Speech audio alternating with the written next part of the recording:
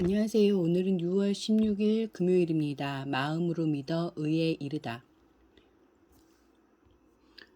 로마서 10장 5절부터 13절까지 말씀입니다. 모세가 기록하되 율법으로 말미암는 의를 행하는 사람은 그 의로 살리라 하였거니와 믿음으로 말미암는 의는 이같이 말하되 내 마음에 누가 하늘에 올라가겠느냐 하지 말라 하니 올라가겠느냐 함은 그리스도를 모셔 내리려는 것이요 혹은 누가 무저갱에 내려가겠느냐 하지 말라 하니 내려가겠느냐 함은 그리스도를 죽은 자 가운데서 모셔 올리려는 것이라. 그러면 무엇을 말하느냐? 말씀이 내게 가까워 내 입에 있으며 내 마음에 있다 하였으니 곧 우리가 전파하는 믿음의 말씀이라.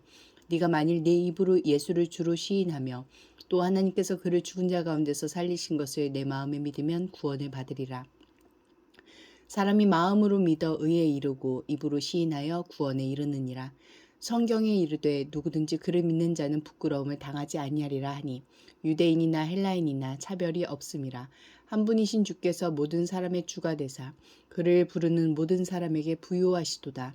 누구든지 주의 이름을 부르는 자는 구원을 받으리라. 6절부터 8절까지 말씀에서 하나님은 어떤 분입니까? 구원의 메시지를 듣기 위해 하늘에 올라가서 그리스도를 모셔내릴 필요가 없고 죽은 자 가운데서 모셔 올릴 필요도 없습니다.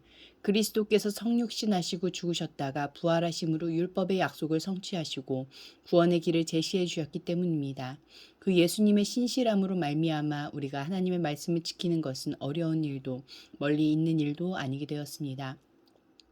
선민의 특권을 주장할 것이 아니라 주의 성령을 의지하여 내 입에 있고 마음에 있는 복음에 순종하면 된다고 하십니다. 하나님은 구원을 베풀어 말씀에 순종하는 백성을 창조하셨습니다. 11절부터 13절까지 말씀에서 하나님은 어떤 분입니까? 누구든지 주의 이름을 부르는 자를 구원하십니다. 이 일에는 유대인이나 헬라인이나 차별이 없습니다. 율법의 유무가 영향을 미칠 수 없습니다. 선민의식에 젖어 말씀을 지키는 것보다 소유하는 것 자체에서 거짓 안정감을 추구하던 유대인들에게는 충격적인 소식입니다. 바울도 부활하신 예수님을 만나고 그분이 율법의 마침이심을 알고 나서야 민족 중심주의를 버릴 수 있었습니다. 율법을 문자적으로 지키는 일보다 더 어려운 것이 일상에서 예수님을 주로 인정하는 것입니다. 그것은 성령의 은혜로만 가능한 일입니다. 5절 말씀에서 나에게 주시는 교훈은 무엇입니까? 구약의 율법을 행하면 의롭게 된다는 말씀이 있습니다. 하지만 문제는 실제로 그 율법을 흠없이 다 지킨 사람도 없고 지킬 수도 없다는 것입니다. 그걸 알고도 주셨다면 그것이 의롭게 되는 진정한 방법이 아닌 게 분명합니다. 순종을 요구하시지만 그 순종을 가능하게 하는 것도 있어야 했습니다. 그것이 믿음입니다. 우선은 하나님의 신실하심이고 그에 반응하는 우리의 신실함입니다. 9절과 10절 말씀에서 나에게 주시는 교훈은 무엇입니까? 이제 우리가 의롭게 되고 구원을 얻는 길은 예수님을 주, 곧 하나님 나라의 주권자로 인정하고 하나님께서 그를 죽은 자 가운데서 살리신 것을 믿는 것입니다. 그것은 단지 지적 승인이나 영접 기도에 그치지 않습니다. 로마 황제 앞에서의 목숨을 건 시인이고 십자가를 따르는 실천적 삶으로 나타나는 믿음입니다.